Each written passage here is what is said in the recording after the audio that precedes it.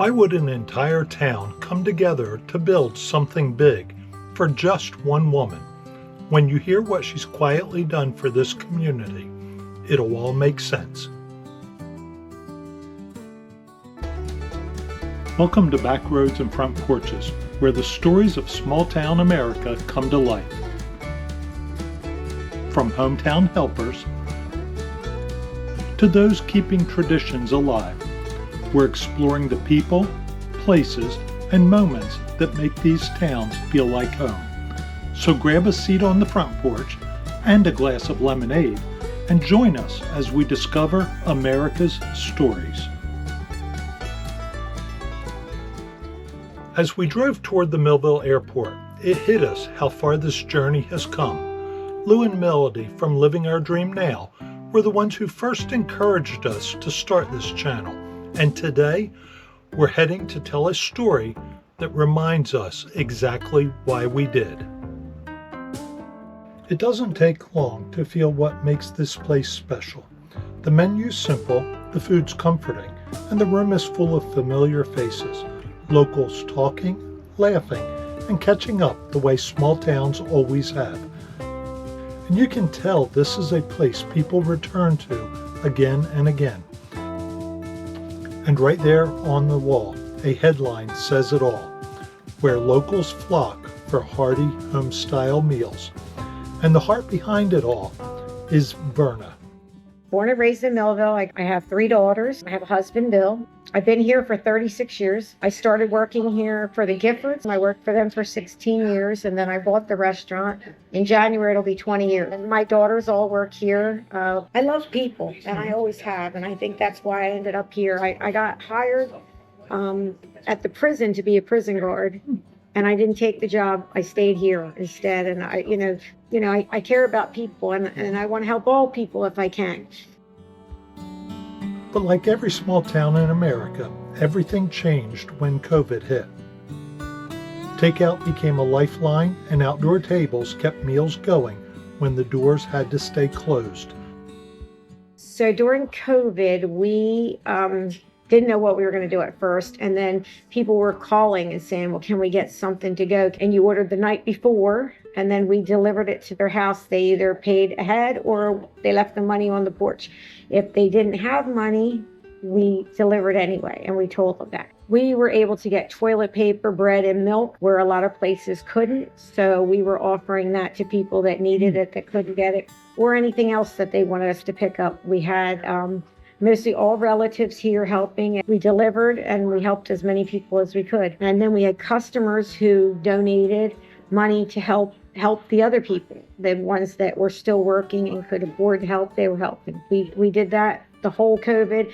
And then my daughter suggested we had a little patio outside to put tables and chairs out there. We ended up getting spools from the electric company, and we found chairs online, and we set up out there with umbrellas. But every time we'd get going good, it would pour. And then my pastor friend set up a fun thing, not a GoFund, but something privately with people that she knew me, and they all donated money and built a pavilion.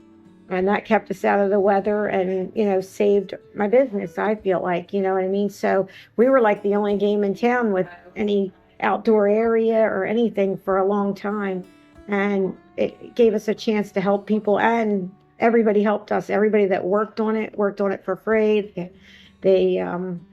I can't tell you how humbling that was, to have everybody helping us, and I don't know. It was really a beautiful thing. I don't know what else I can say about it, but I was really humbled by it. No, because they know I would never let them do that. I don't like that. You know what I mean? I feel like there were a lot of people that were less fortunate than we were. I didn't want to take away from that. So I was really shocked. When they told me you're getting a pavilion, we raised the, money, and then people just started showing up to help. The town helped me a lot, and the people that work for the town helped the city. They helped get things. We had to follow the codes, and once they knew that we did, then they approved everything and helped us out. Yeah.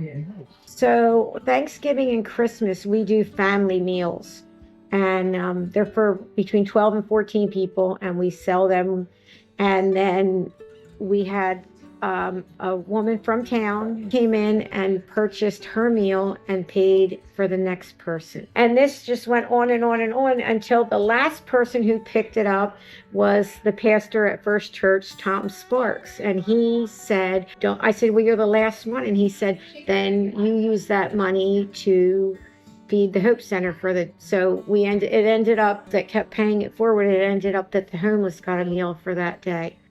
So we could feed 100 people from these other people helping each other, trying to help the next person. So, and then we will have families that'll let us know that they need a meal. We'll say, and then we'll use sometimes those where people paid ahead. We'll give it to them, or if we usually donate 2 out to families, 2 each year. Last year we had a little girl that had cancer, and her family were, going crazy back and forth to the hospital and stuff like that. So they got one of the meals that we donate. But other people are constantly. I mean, yeah, I know it's overwhelming sometimes. You just can't believe how good people can be, and it makes you really happy. That's community. That's it.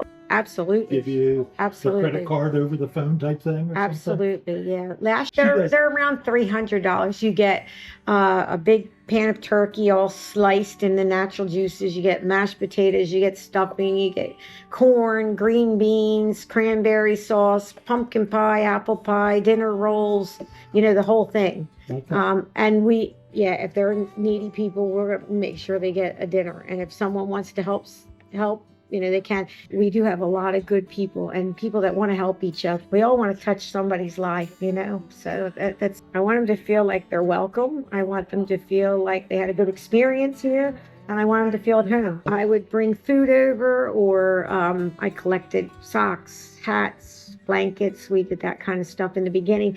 I like to do stuff like on the ground floor too, like when it's getting started, to help it get going. Yeah, I like to think that I'm kind, good, and want to help people. Just knowing that you can make a difference for people and you can be there for them and help them if you can is important to me. Mm-hmm. It is. It's important to me. I think of little country places that are out of the way. Mm-hmm. Yeah. Sitting around talking with your friends, enjoying the quiet. Right. As we headed back, we couldn't help but think. Some people help because it's their job. Others help because it's who they are. Verna never asked for recognition, never asked for thanks. She simply gave, year after year, moment after moment. And whether she realizes it or not, she is a true hometown helper. If you enjoyed this story, we'd love to have you join our Backroads family. Hit that subscribe button. Tap the little bell so you don't miss the next episode. And if you know a hometown helper in your community, tell us about them in the comments.